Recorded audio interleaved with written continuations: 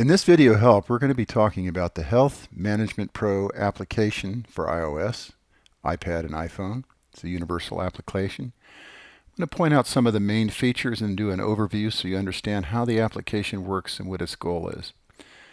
Let's start out by looking a little bit about the screen.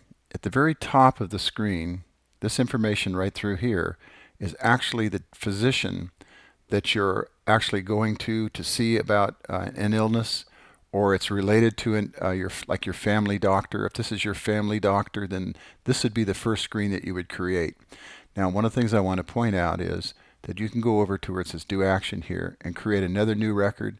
If you have more than one physician or you're referred to another one, what you would do is create another new record, and all the related information for that particular doctor and all the illnesses or whatever that doctor sees you for are all included in all this information that you see on the screen. Now, the reason for this is this is a relational database, and what it does is anything that is related to the doctor, all the information that is related to that doctor is covered in these particular buttons and information that's on the screen, which we'll be going through. Let's explain what these are. These are called portals. Every time you create information in one portal, and let's say, for example, if I went to this one and dropped down here and added another piece of information, what would happen? That information then would build another new record underneath of this one. So, for example, this is a scrolling multi-record area called a portal. So each time you create a new record in a new space, one will be added to the bottom below that, and you can scroll down. Now, what's about this overview? Basically what you're doing, there's two parts of this. There's a medical condition before doctor visit, and then a medical condition with an appointment to a doctor visit. And the reason for that is that sometimes illnesses you can get information from over the phone or you can handle them yourselves. But sometimes what happens, an illness of some sort may later become something more or maybe more severe. So what you do is you start out by documenting, for example, on the day that the symptoms showed up, and then if you contacted the doctor, you'd put in a date that you contacted the doctor. It could be a day, it could be a week, or even longer than that. But basically you describe in the scrolling text fields what you did, for example, a description of the symptoms.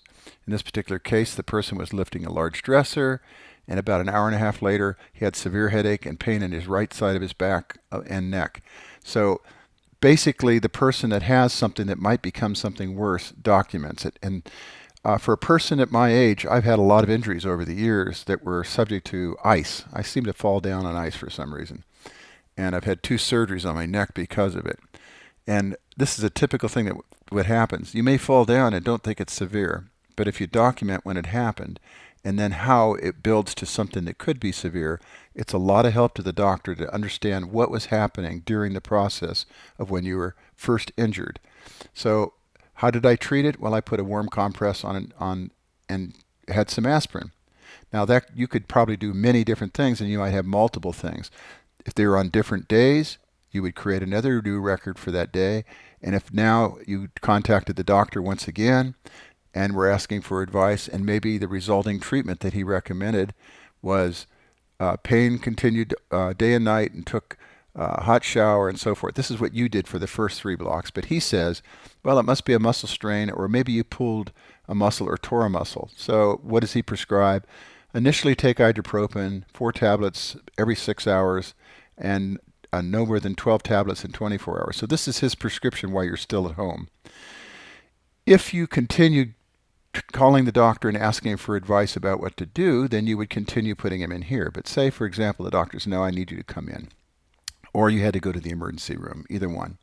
Well, if you have to go to the emergency room or go see the doctor, then you would move down to here, medical condition, appointment, doctor's visit.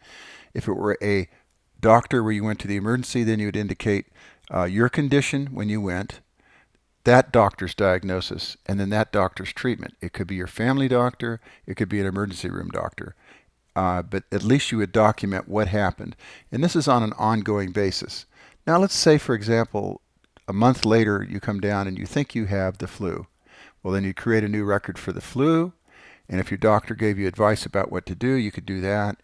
And then if it got worse and more severe, you could now set up an appointment to go see the doctor or go to the emergency room.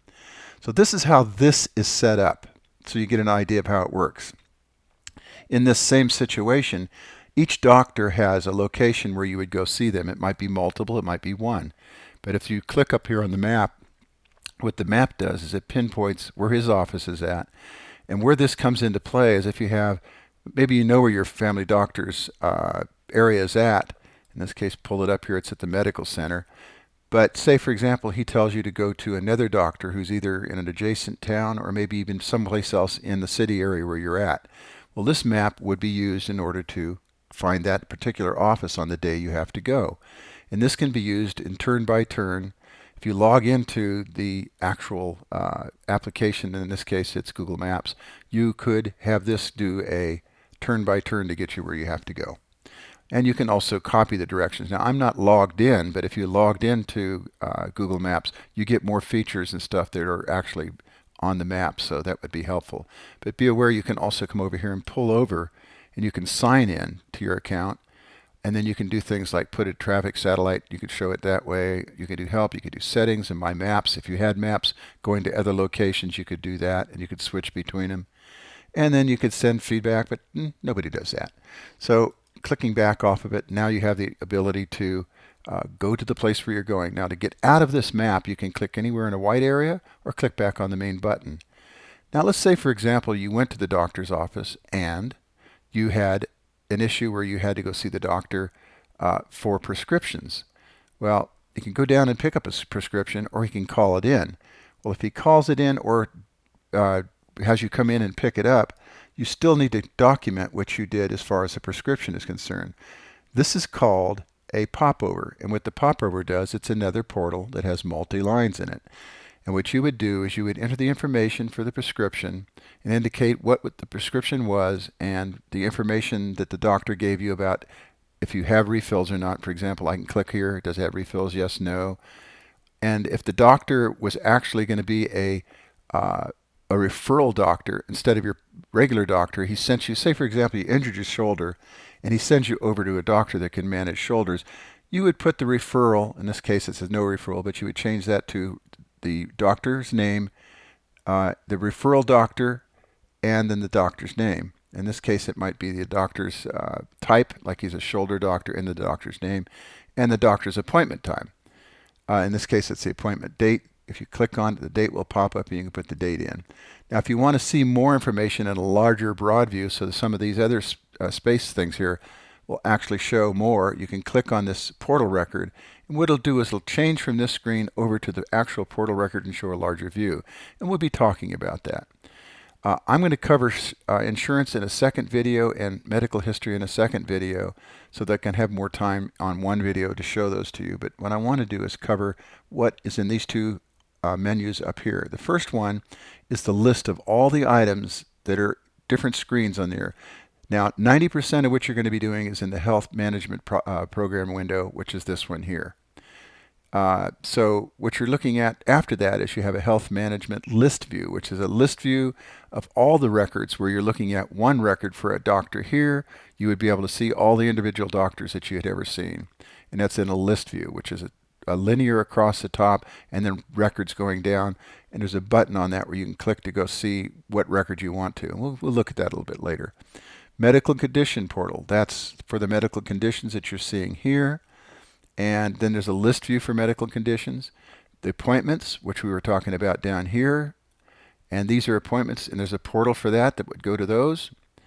And then there's a prescription, which we're looking at up here, and there's a prescription larger window plus a list view.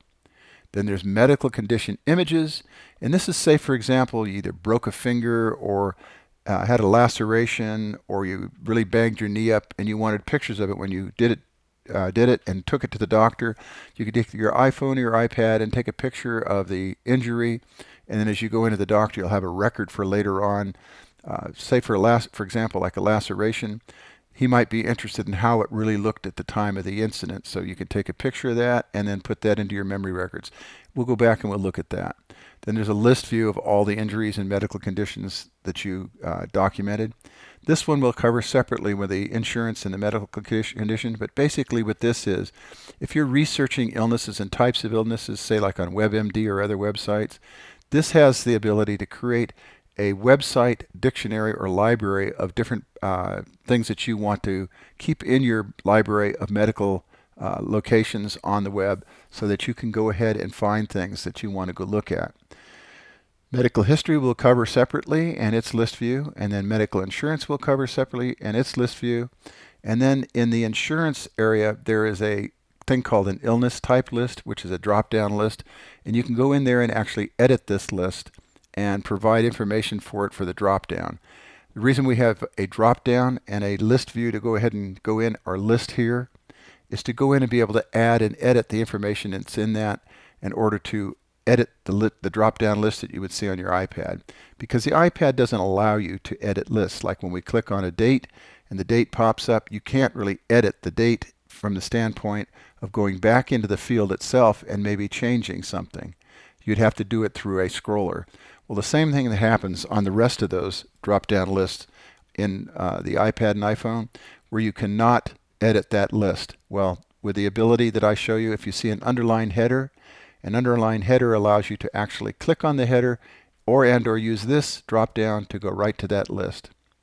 Okay, what we're going to do is we're going to cover this much on this screen, and then we're going to go to the next view, and we're going to cover insurance, medical history, the list, and the web. So let's go ahead and do that next. Thank you.